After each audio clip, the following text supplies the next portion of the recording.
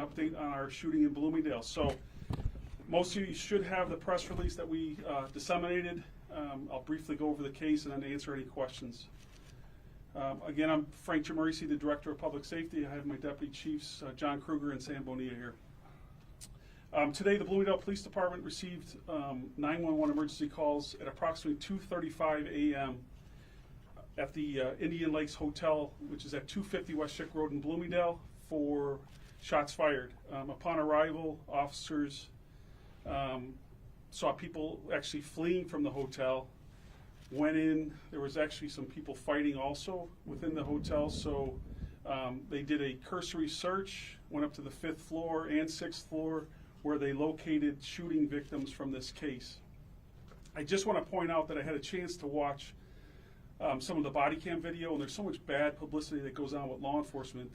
I saw some valiant efforts by law enforcement trying to save lives, and probably participated and played a role in saving people, putting tourniquets on people. One of our officers, it looks like, carried one of the victims down 6 flights of stairs after he received a gunshot. So that's just one real positive thing that I saw. But unfortunately, during this event, there was one person that lost his life, and I will identify the decedent.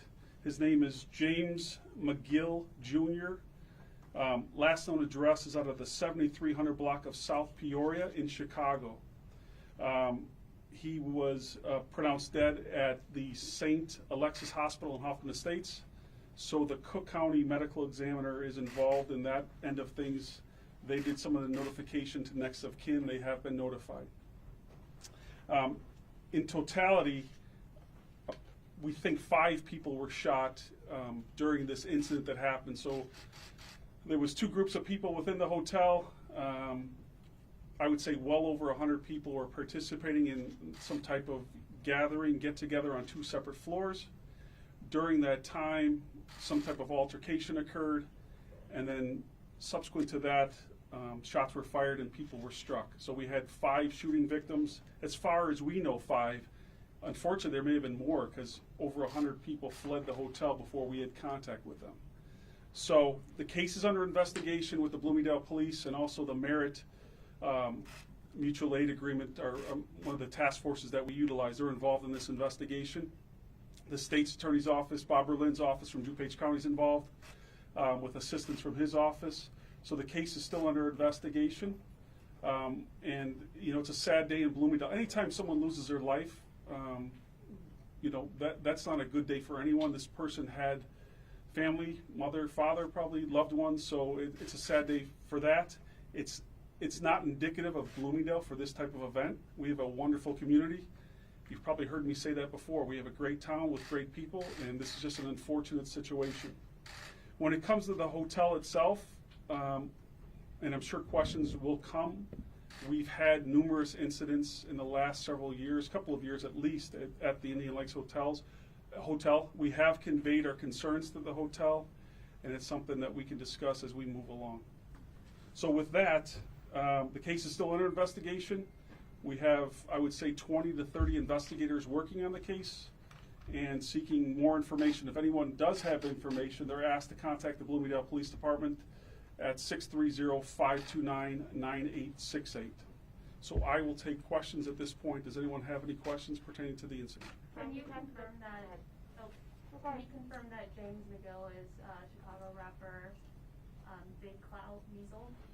Okay, so I've heard that. I can't personally confirm that. I've heard that has been talked about, so that is a possibility, but I can't confirm or deny that. Okay. Can you talk a little bit about the past history about the hotel, like what you've been called there for in the past, and how many approximate calls you've had over the last couple of years, if you have that number? Sure. I don't have the exact number, but we have had a drastic spike in crime at Indian Lakes at the hotel itself. We've conveyed our concerns to the hotel management, to the ownership. I personally, with the assistance with the village administrator and the village of Bloomingdale and the mayor, wrote them a letter within the last 6 months conveying to them that there were some things that were greatly needed, including lighting, security, additional staff, management on duty. So we've conveyed to them that we had concerns back then, and we almost predicted that something could happen there. We've had crimes involving drug use, fights. We've taken guns off of people within the hotel and outside the hotel. So we've had concerns because we have an obligation to protect everyone, the community itself, and visitors, people who are there who are paying customers. So we've conveyed to the hotel our concerns, and we feel that they've kind of let our community down in a sense. There was no security working last night. We've confirmed that, and that will move forward with the village will look into some of their responsibilities as a business within our community. Short of when you reach out to them and you contact them and convey those concerns, can the hotel be cited, or has the hotel been cited in any way? The hotel has not been cited. There's been issues with the pool during the pandemic. The health department's been involved in that. They've been shut down for health code violations related to the COVID. But we've had some dialogue with them conveying some of the requests that we've had, and it's apparent to me that didn't take place because there was no security on duty.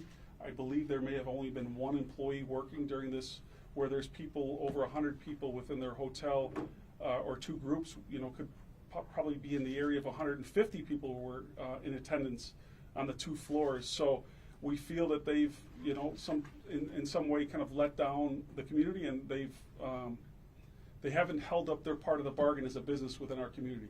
Do you know if the health department has or plans to cite them over the gathering last night?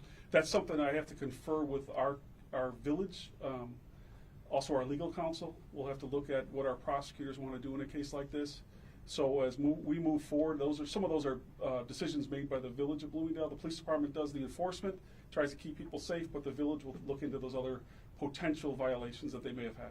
Any indication of what sparked the gunfire early this morning last night? It sounds like there was a verbal argument that led to a physical argument or fight between parties, and then it appears that someone discharged a firearm, and there may have been other people that discharged, at least one other person discharged a firearm, striking, like I said, up to 5 people. Now, you say that the 5th and the 6th floor, somewhere around 100, 150 people, does it appear as though were there 2 separate parties on these floors? From what I've gathered and our investigators have gathered, it looks like there was 2 separate groups, and there was some type of altercation in the hallway on one of the floors. Got physical. Eventually someone pulls out a gun, someone starts shooting, someone shoots back, and that's as far as we've gotten. A lot of this stuff is under investigation. That's why we have up to 30 investigators out there. They're doing search warrants as we speak, interviewing people, going to local hospitals where these people were transported. Real quick, I wanted to note that multiple hospitals were involved. Glen Oaks at Venice was one of them, Central DuPage Hospital, St. Alexis and Hoffman Estates, and also Good Samaritan and Downers Grove were all the hospitals that some of the victims were taken to. How old was the victim? He was in his late 20s, I believe 27. 27 years old. How many times was he shot? That I don't know at this point. It's still under investigation. The medical examiner will be doing an autopsy tomorrow. When you talk about like the drug use and everything that went on in the past, has it been similar incidents and like with big groups? And if so, have those groups, do you think, come from the city out here? Is that kind of what's happened, or is it people from this area? Okay, so that's a tough question. In the past, we've had large groups with parties, fights, overall misconduct. People have come from all over the place, not just the city of Chicago, but we have seen larger groups coming from other areas. They're not Bloomingdale residents involved in this. It's not indicative of our community, but people have come from other areas. We've taken guns off of people. We've made arrests. So it's been a little bit of a challenge for the police department to keep, we want to invite businesses to come to Bloomingdale and be vibrant. It's a great town, but we know this has been a troubled area, and we've tried to deal with it from our perspective, but being fair to the business. It's tough during the pandemic, and we realize that, but we also have a job to do and make it safe for everyone. The mayor said in a statement earlier that the village, it's a village, right? Yeah, that's correct. The village is in the process of revoking licenses. Does that mean this place won't be able to operate in the near future? If they're in violation and we could show there's cause, the village, I'm assuming, would seek to revoke their business license. How long will that take? That's due process, and I don't have an exact time frame, but I think knowing the village of Bloomingdale, when it comes to the safety of our citizens and visitors, they will move rapidly to achieve that if that's what the decision is made to do. The hotel's closed right now, right? Yeah, the hotel's right now, because of the crime scene and everything going on. It's restricted right now. It's Do you not. know when it would reopen? I would say within the next day or so. But again, we are going to move rapidly to see if there is violations. If there's a safety concern, we will not allow them to be in operation. Frank, if the safety concerns have been raised before, is there anywhere that we can all find them? Like, are they online anywhere? Like, XYZ was raised? Sure. So with a FOIA request, anyone could ask for the number of incidents that we've had. Yeah. I've also, it could be public record. I've written a letter to the hotel spelling out some of the concerns we have. If there was a FOIA request, we could provide that for you or to you. Did you say Yes. that there was only one employee on site? From what I gathered, there was one employee. I was there, we were there early 3 o'clock, 3:15. By the time we got there, we only saw one employee. So maybe I should say that's a possibility. There was only one employee. There was definitely no security on staff, and we only saw one employee, to be honest with you. How many officers responded to this? That's a great question, Evelyn.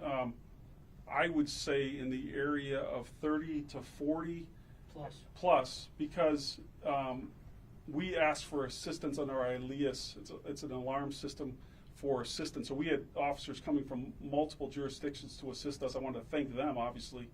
Everyone did a great job. And then we had a SWAT team come out because we had to make sure that there were no other suspects or victims within the hotel, so a thorough search was conducted. So we had a lot of assistance and a lot of help from neighboring towns. Are either of these fellas the guy who carried the fella down 6 flights of stairs? No, these guys are much older than that young man who carried them down the flights of stairs. No, he's a patrol officer, but he did a great job. A lot of them did. We watched the video, and it's honestly a shame that people don't see the good in what law enforcement does. These people, while people are screaming and yelling at them, putting tourniquets on people, carrying people down the stairs, it's unfortunate that it's that type of relationship. But even there, where their friends or people they're with are shot and possibly dying, they're still yelling at the police. Don't do, it's unfortunate that those things happen. We go out and do the right thing for the right reason. We have a job to do, and it's to serve and protect no matter who it is. And that's what our people did. We are very proud of the actions of our officers. Can you give us that video before 5 o'clock? We'll put it on TV. Sure. I was going to say, can we see that body cam? Yeah, I'd have to talk to him. He does the body cam, so we'll have to see. That's something that people should see, is the efforts of our officers and try to keep the situation calm and just do their job. So. Now, right now, nobody is in custody for this, right? Correct. There's no one in custody. We have people all over the suburban area and in the city of Chicago trying to find anyone responsible for the shooting that happened this morning. How many people are you looking for, you think, at this point? I don't have that exact answer. We don't know. They're still trying to ascertain that information. But we know at least 2 people fired weapons, and the case is still under investigation when it comes to that. How cooperative are some of the people who were in attendance to this gathering, party, what have you? Okay, so I'll speak truthful to you. I was there myself trying to get people to cooperate because friends or people they were with were shot, some were killed, and there was not a lot of cooperation. People said, we don't like the police, we're not going to cooperate with the police. We even went out there, I went out there in a sweatshirt trying to push someone's car out to try to help them. And it's not about me, it's about the relationship that we have. We do the right things, like I said, for the right reasons. It's unfortunate that people take the approach they do. They may have had bad experiences somewhere else, but we're there to try to do our job, and it's unfortunate with that it has that relationship. But that's what happened this morning. Not many people were cooperative. We encourage people to tell us what happened, and we tried and will continue to try to do that. Is anybody being held on an investigative hold? Not at this point, no.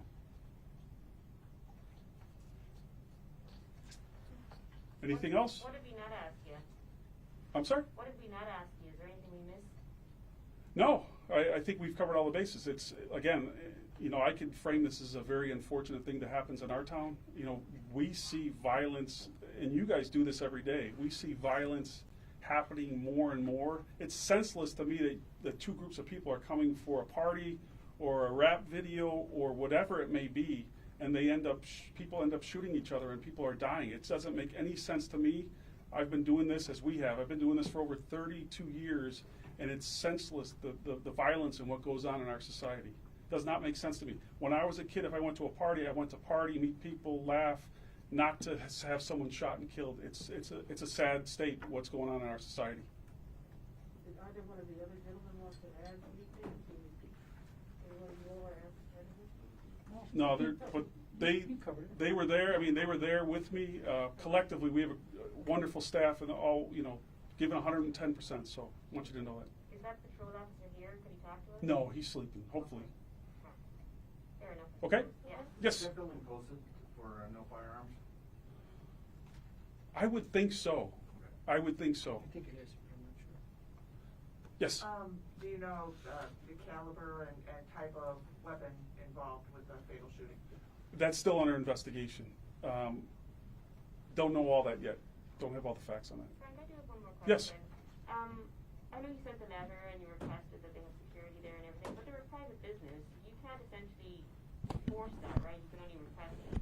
There's very few things by ordinance that we can, you know, force people to have private security. That's not one of them for a hotel. It's almost like begging to say, listen, this is a problem. And we made that known to them, and we don't, again, we feel that they did not hold up to their end of the bargain, and unfortunately this is what transpires.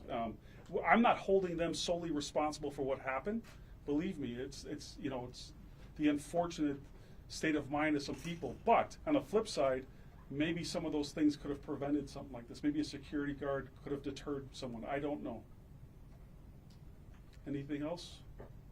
Okay, thank you very much. We'll, if anyone did not get a press release, we have those available. And if there's any updates, I will let you know.